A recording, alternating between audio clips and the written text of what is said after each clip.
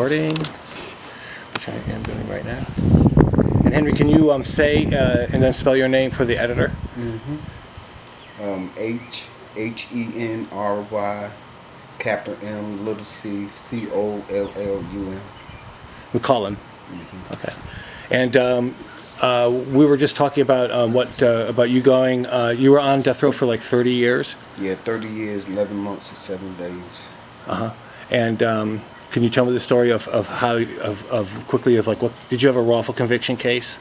Huh? Did you have a wrongful conviction case? People knew that you didn't do it, but the prosecutor. Yeah. Can you just tell us like a quick summation of what happened to you? Well, in September the 28th of 1983, Red Spring police detectives and SBIs came to my mama's house that night around 9 o'clock looking for me. And they asked my mama, was I there? And she said, yeah, that I was in the back room. And they said, can we speak to him? She said, yeah. And before I came to the front door, I went in the bathroom to use the bathroom. Then I came out and came to the door. They said, are you Mr. McCollum? I said, yes, I am, right? And they said, will you accompany us to the police station? We would like to ask you a few questions. I said, what are the questions for, right?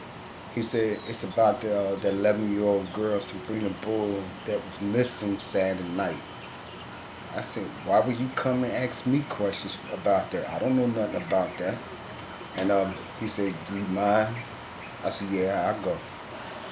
So when we got down to the police station, Detective Kent Sneasley, Jimmy Maynard, Larry Floor, what's the other one's name? I can't think of his name. Leroy Allen. They told me to go in the room and sit down. Then they left out the room. They didn't stay out the room out the room for not even a second. When they came back in, only ones that came back in was Kent Sneeze and Leroy Allen and Floor, but he didn't stay too long. So after that, they began to ask me questions. Say, where was you at Saturday night, September 1984? Not 84, 83. I said I was home in bed. They said, can you tell us exactly what time that was?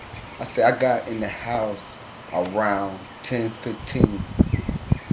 And so let me rephrase that time. It was 11:15. So they said, all right, did you go anywhere else besides when you came home at 11:15? I said, oh yeah. They said, can you give us the exact times where you're about that night? I said, well, I was home. My mother, she went out with her boyfriend. And my sister, I don't know where she was. My brother, he was over there in the Mill Village with his friend.